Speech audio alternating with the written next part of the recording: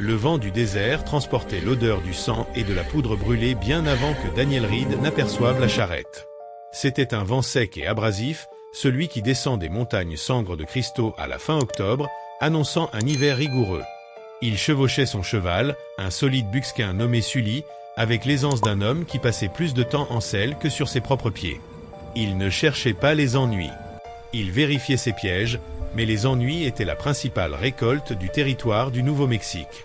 Il trouva l'épave dans un Aoi Greco peu profond, à 10 miles du Santa Fe Trail. C'était une charrette de missionnaires, ou du moins elle l'avait été. Une roue était éclatée, la bâche en toile était brûlée et flottait dans le vent, et les mules étaient mortes, la gorge tranchée. 2 hommes étaient allongés non loin, habillés de noir, pâles, les yeux grands ouverts de surprise. Des bandits. Les Apaches auraient pris les mules. Daniel descendit de cheval, son fusil à la main, scrutant les rochers. Rien ne bougeait. L'attaque était terminée depuis des heures. Les bandits avaient été méthodiques, éventrant des sacs de farine et de haricots, emportant toute munition et alcool qu'ils pouvaient trouver. Il donna un coup de pied à un corps. Le prédicateur, il l'avait vu en ville une fois, criant sur la damnation et l'âme des païens. Un petit bruit mince déchira le vent, un grincement comme du fer sur la pierre. Il se dirigea vers l'arrière de la charrette, ses pas silencieux, et la vit. Elle était enchaînée à l'essieu arrière. La chaîne était lourde, destinée au bétail, et le bracelet de fer autour de sa cheville était brut et ensanglanté. Elle était jeune, peut-être 18 ou 19 ans. Elle portait les restes déchirés d'une robe en calicot, mais elle était raide de sang séché d'une entaille sur le front. À peine consciente, ses cheveux noirs collés de saleté, ses lèvres gercées. À la vue de son ombre, elle sursauta, un petit son de terreur pur résonnant dans sa poitrine. Elle tenta de reculer, mais la chaîne la retenait. Daniel s'arrêta et baissa son fusil.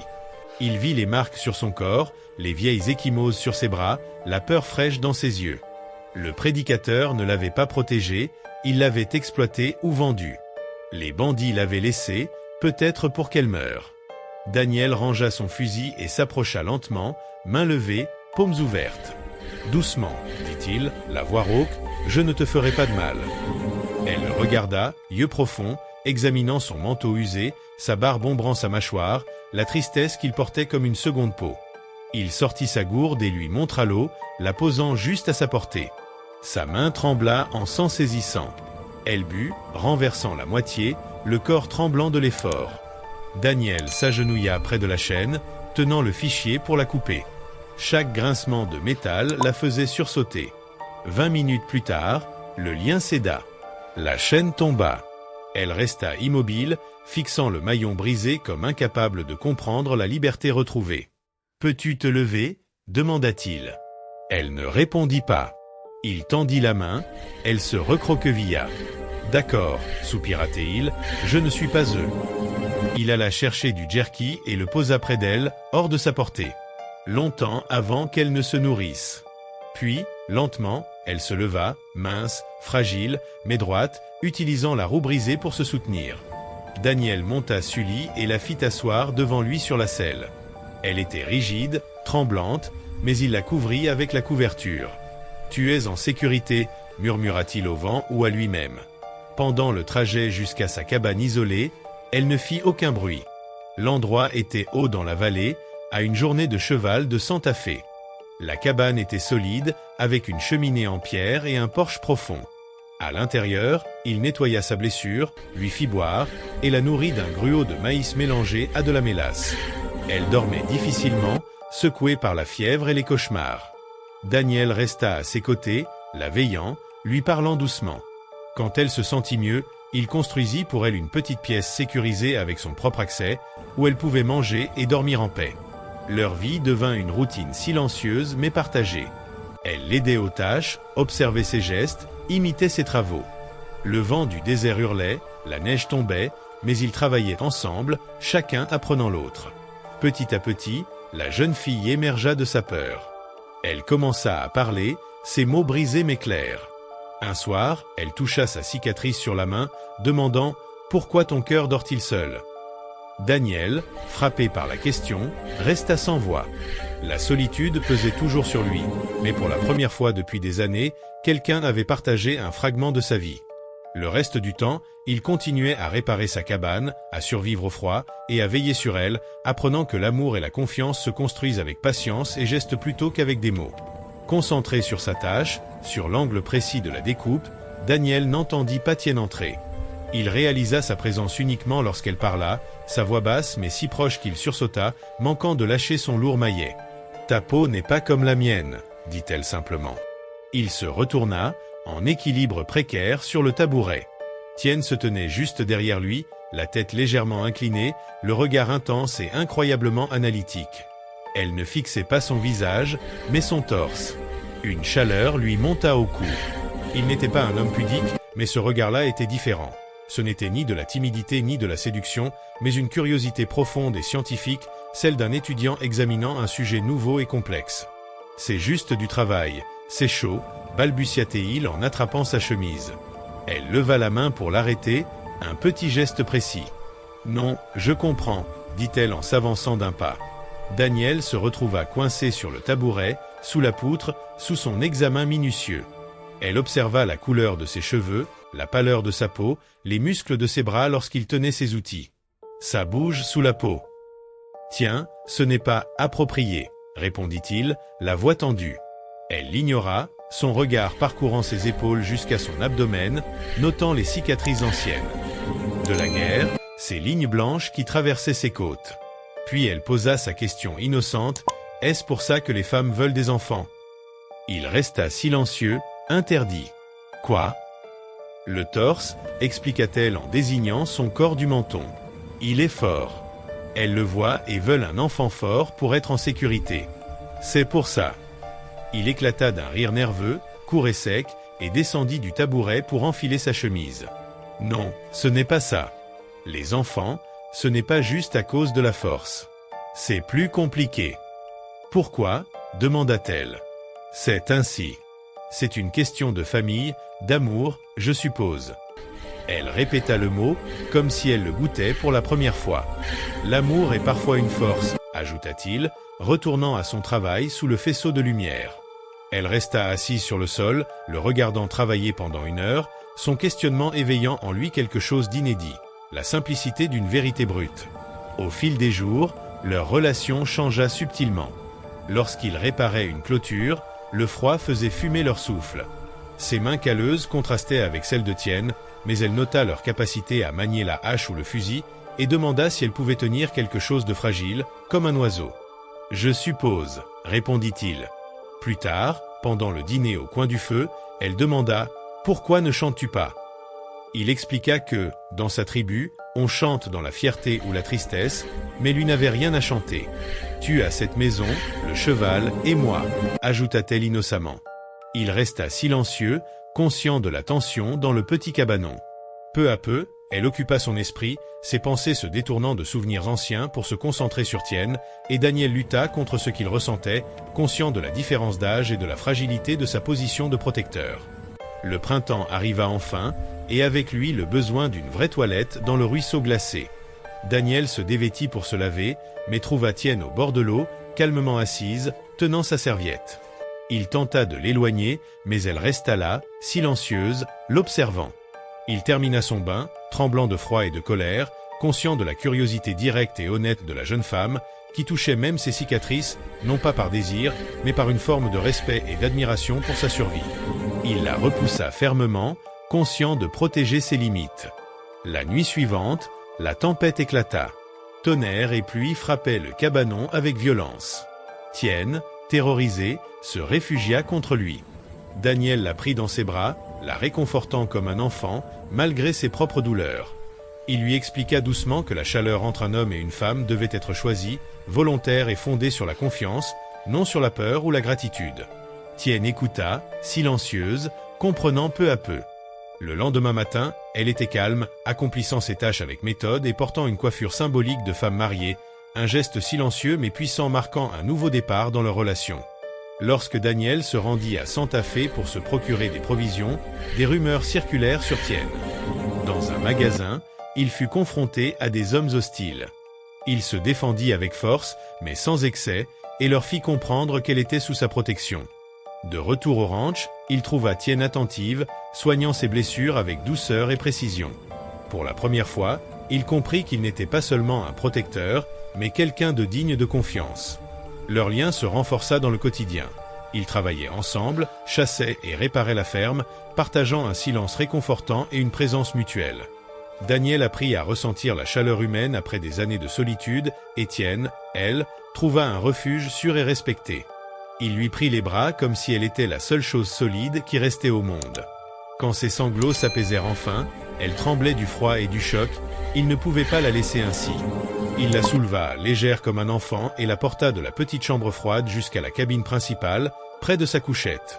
Il la coucha et tira les lourdes couvertures de laine sur elle, puis commença à aller chercher sa propre couverture pour dormir sur le sol. Ses mains se jetèrent et attrapèrent son poignet d'une poigne de fer. « Ne pars pas » murmura-t-elle d'une voix rauque. « Je resterai ici, par terre. » Elle le retint. « Tiens-moi. Tiens-moi comme si j'étais à toi. » Son visage était pâle à la lumière de la lune, strié de larmes. Une des tresses complexes qui marquait son statut d'épouse s'était défait sur un côté. Elle ne demandait ni chaleur ni passion, elle demandait que la promesse qu'il avait faite en ville devienne réelle, contienne pour elle la sécurité que son corps représentait. Il hésita, c'était la ligne qu'il avait juré de ne pas franchir.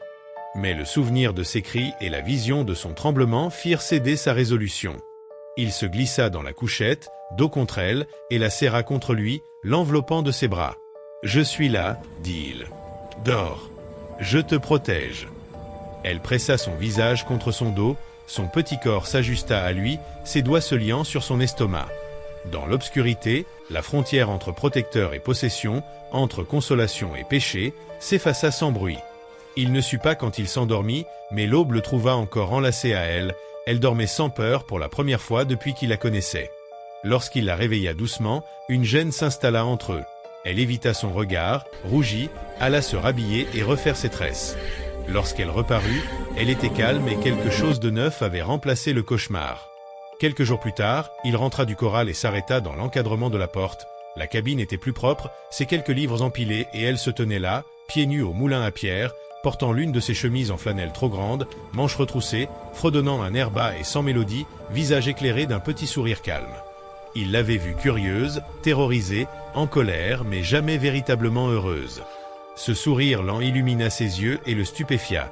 C'était la vision d'une vie domestique qu'il avait ensevelie 5 ans plus tôt. Il tendit la main et toucha sa tresse, elle se laissa faire. Le désir qu'ils avaient contenu devint soudain insupportable. Lorsqu'elle demanda, timide et fragile, s'il pouvait essayer d'avoir un enfant, il se figea puis, saisissant l'ampleur de la demande, sentit le monde basculer. Elle ne demandait pas le sexe pour lui-même, mais une vie, une famille, un avenir. Il pensa à sa promesse et aux dangers extérieurs, mais sa certitude le calma. « Tu es sûr ?» demanda-t-il. Elle posa la main sur sa joue meurtrie et souffla oui. Leur première fois fut maladroite et gênée, son corps endurci par 5 années de solitude, sa connaissance née de la violence, mais aussi tendre, une révélation qui apaisa de vieilles blessures. Après, ils restèrent enlacés, la lumière de l'après-midi filtrant par la fenêtre poussiéreuse, il avait franchi une lignée. Enfreint toutes les règles, mais elle dormit contre sa poitrine avec la paix de quelqu'un enfin en sécurité. La vie prit un nouveau rythme.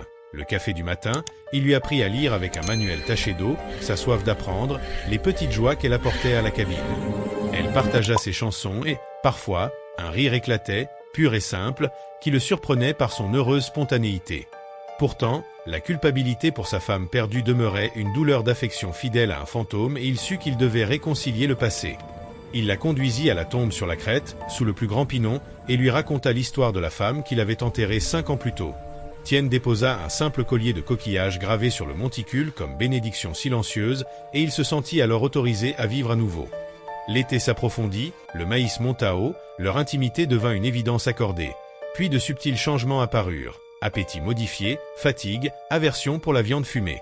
Une nuit, elle raconta qu'un cerf l'avait suivie dans un rêve au lieu de fuir et la réalité s'imposa. Ses règles n'étaient pas revenues.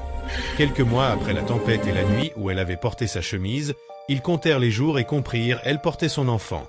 La joie et la terreur se mêlèrent, une famille et la peur d'un monde qui rejetterait cet enfant métis. Il devait être prudent. Il partit en ville chercher des provisions le cœur lourd, mais pendant son absence le révérend Pike apparut, affirmant être responsable d'elle comme pupille de la mission et brandissant des documents qui réclamaient son retour. Les paroles en ville se muèrent en menaces, des hommes prêts à la reprendre se rassemblèrent. Daniel, paniqué à l'idée de la perdre, prépara la fuite, mais elle refusa d'être volée une nouvelle fois. « C'est notre endroit maintenant », déclara-t-elle, posant la main sur son ventre avec une résolution qui le surprit. Ils préparèrent la terre et l'approche plutôt que de barricader la cabine. Il lui montra comment recharger le pistolet et où se réfugier si l'ennemi venait. Quand des hommes surgirent par la crête nord, Clay Hackett, Jeb Smith et le révérend, elle tira un coup en l'air, puis s'enfuit dans les fourrés. Lors d'un affrontement, elle parvint à blesser Hackett et à disparaître dans le maquis. Daniel, entendant la détonation, se glissa parmi les arbres et la trouva acculée sur une corniche. Quand le drifter tenta de monter, il tira 2 fois, 2 hommes tombèrent. L'écho roula dans le canyon. Pike le traita de meurtrier, mais Daniel, impassible, tint son arme levée et déclara qu'il ne laisserait plus personne la lui reprendre. Les sabots martelaient le sentier. « Ne tire pas, Reed, au nom de la loi », ordonna le shérif Brody en arrivant, son cheval s'arrêtant net. Il était accompagné de 2 adjoints, venus après avoir entendu les coups de feu. En un regard, Brody prit la scène. 2 hommes morts, Pike pâle et tremblant, Hackett boitant, le visage ensanglanté, et Daniel, le fusil en main, les yeux fixés sur le prêcheur. « Reed, pose ton fusil », commanda Brody. Daniel resta immobile. Il s'avançait pour la protéger. Tien descendit alors de la falaise, pieds nus, robe déchirée, cheveux en désordre, le sang de Hackett sur le bras, tremblante mais droite. Pike pâlit, ne s'attendant pas à ce qu'elle parle. Face au shérif, sa voix, claire et précise, remplaça l'anglais hésitant, le révérend Pike ment. Elle expliqua qu'il l'avait acheté, enchaîné à son chariot pendant 1 mois, qu'il disait agir selon la volonté de Dieu. Pike balbutia, niant tout. Tien répliqua, c'est un esclavagiste. Ces hommes voulaient me voler, Daniel m'a sauvé. Je ne suis pas votre pupille. Je suis libre et l'épouse de cet homme. Le canyon retint son souffle. Brody, regardant Pike, comprit que le prêcheur n'avait plus d'autorité. Les adjoints, qui voyaient Daniel comme un meurtrier, regardaient maintenant Pike avec dégoût. « Épouse ?» demanda Brody. « Oui, elle est ma femme », confirma Daniel. Brody hocha la tête et arrêta Pike pour enlèvement et esclavage, ces hommes ayant tenté de commettre un crime et trouvé la mort. Daniel baissa enfin son fusil, expliquant que c'était de la légitime défense. Il prit Tien, épuisée et tremblante, dans ses bras, la ramenant à la cabane. Là, il la consola, nettoya les blessures, assura sa sécurité et celle de leur futur enfant. Le printemps arriva, la grossesse de Tien devint évidente. Daniel agrandit la cabane, construisit une nouvelle pièce pour l'enfant, sculpta un berceau et des jouets. Tien lui apprit les chants de son peuple, et ensemble, ils préparèrent l'arrivée du bébé. Lors de l'accouchement, Daniel la soutint, guidé par ses souvenirs et son instinct protecteur. Leur fille, Nantani, naquit en bonne santé, un mélange de leurs 2 mondes. Les jours suivants, ils vécurent en paix, profitant de chaque instant ensemble. Tien apprit à Daniel la culture de son peuple, et ils vécurent dans l'harmonie avec leur enfant, construisant une famille solide. L'histoire se termine sur un moment de sérénité. Assis sous le grand peuplier près du ruisseau, ils contemplent leur fille endormie et savourent la vie qu'ils ont bâtie ensemble.